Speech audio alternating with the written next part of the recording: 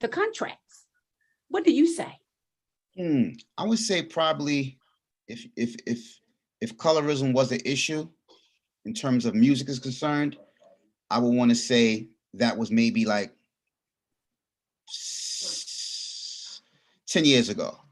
Mm-hmm. Because right now, Chocolate Sisters is in. I don't know if you on Instagram or if you're watching the videos out, the videos that I put out, Chocolate Sisters, to me, I've never seen, not that I just never seen this much beauty from our community being showcased in a mainstream way. So I can't, go along with the theme of, if that's still going on. From what I see visually, from all the Afrobeat stuff, a lot of the rappers now are changing over now because they found the Afrobeats guys saying you can have chocolate, beautiful woman in your video and it looks nice and you still get accepted and you still sell records. And it's not about I gotta have, this person from here with this person from here to make it look this way. No, you can have a full chocolate cast. You can have Woman King and have it be a successful movie. So I'm not sure if that holds true in the current moment. But I say traditionally, yes, it has been an issue. You want a high yellow mixed breed person to be the lead singer sometimes because it's more appealing to mainstream America, more easy on the eyes for them.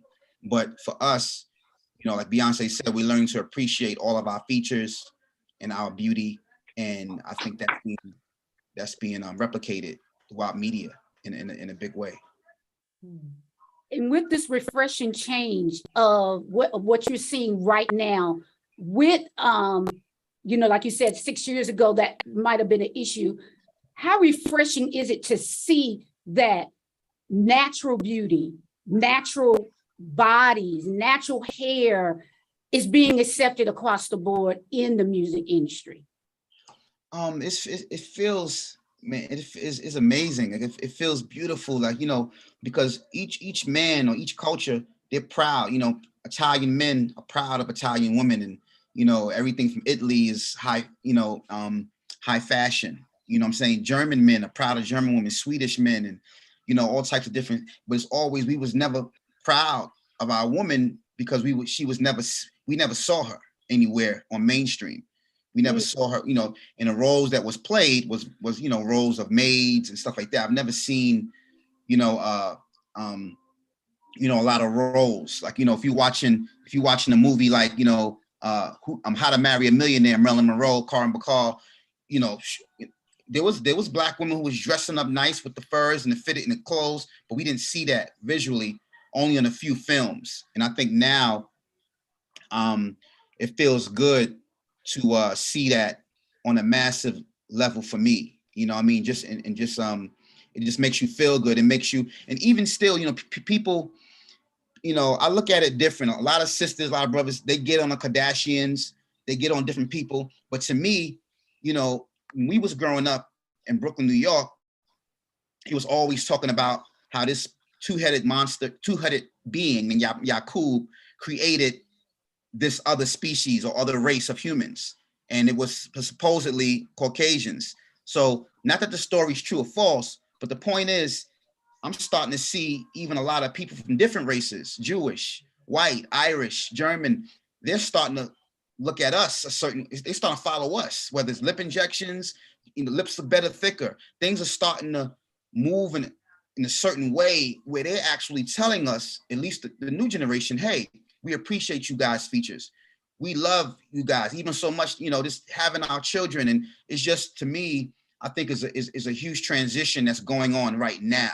I'm not talking about 50 years ago, 10 years ago. I'm talking about right now. It's like a lot of love, and we're in the spotlight. We're billionaires. We're on mainstream TV. Our movies are selling with studios or without studios.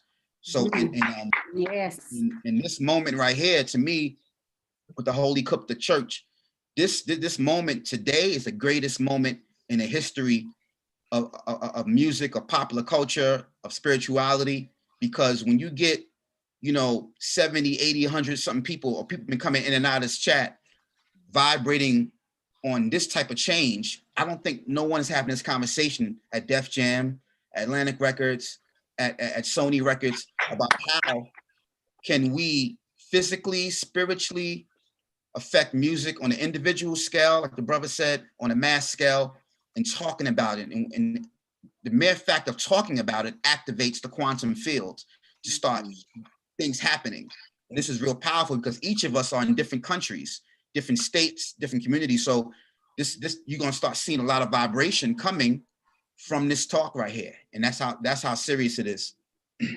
Oh, thank you so much, Jackie. Nice. Well, Sister Zombie, I'm gonna pass it on to you on this note.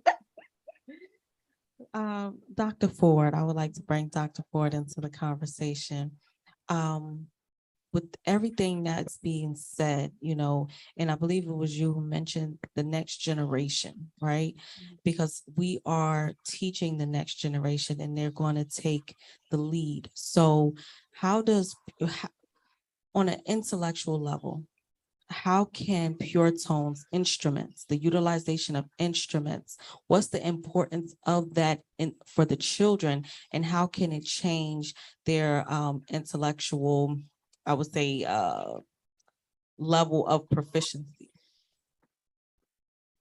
Everyone in this room was born as a baby, came from two parents. And everyone in this room had a tone, had a cry, had a sound that reverberated throughout the universe when you came here to do the things that you were designed to do. And as a child, you were placed in an environment. That environment had physical features, social features, cultural features, emotional features.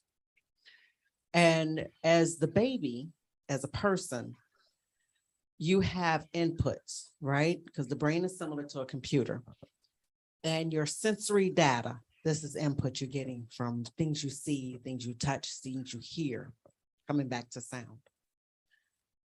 And it's important as parents and as people that we're able to distinguish the difference between sound versus noise. Sometimes in urban environments, you might hear police sirens, gunshots, loud music, just loud, not even accustomed to, because even quiet has a sound.